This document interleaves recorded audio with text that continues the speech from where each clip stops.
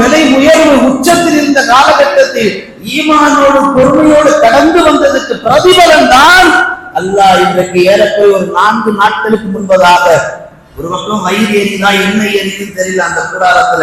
ஆனால் அவர்களா இன்றைக்கு அடித்தட்டு மக்கள் நடுத்தர மக்களுக்கு ஒரு நலவு நாடப்பட்டிருக்குன்னு சொன்னா இது அவர்களால் எடுத்த முடிவு அல்ல, அல்லாஹுவால் எடுக்கப்பட்ட முடிவு என்பதை அல்லாஹ் குர்ஆனிலே தெளிவுபடுத்துகிறான். ஹதீஸிலும் பெரும்பாலும் அதை தெளிவுபடுத்துகிறார்கள். அன்பார்ந்தவர்களே, இன்றைக்கு ஜிஎஸ்டி இந்த அடித்தட்டு மக்களுக்கும் நடுத்தட்டு மக்களுக்கும் ஒரு பெரும் மகிழ்ச்சியை தந்திருக்கிறது.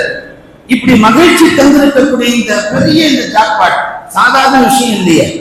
நீங்க பார்க்கலாம், ஜிஎஸ்டி குறைஞ்சதுன்ற அறிவு வந்ததுக்கு பின்னாடி 4 அடுக்குகளாக இருந்த 28, 18, 12, 5, 0 இந்த பல அடுக்குகளாக இருந்த ஜிஎஸ்டி 2 நீக்கிட்டு 0 இருந்து 5% 12% இன்னைக்கு ஜிஎஸ்டி கொண்டு வரப்பட்டிருக்கு.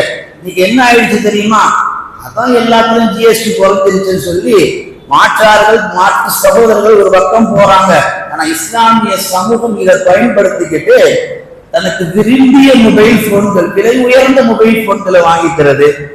அதான் ஜிஎஸ்டி குறைஞ்சிருக்க 15 லட்சம் காரு நமக்கு 1.5 லட்சம் 2 லட்சத்துக்கு ஜிஎஸ்டி குறைஞ்சி நமக்கு கிடைக்குதுன்னு சொல்லி என்ன செய்யறாங்க?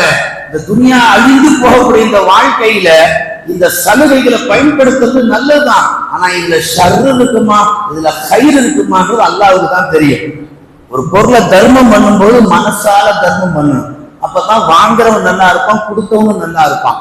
இந்த தொலைஞ்சுக்கோ அப்படின்னு மனசால கொடுக்கிற நினைக்கிறீங்க தர்மம் இருக்கு பாருங்க, அது கொடுத்தவனும் உருப்பிட மாட்டான், வாங்கிட்டு போனவும் நல்லா இருக்க மாட்டான். இது உண்மை, யதார்த்தம்.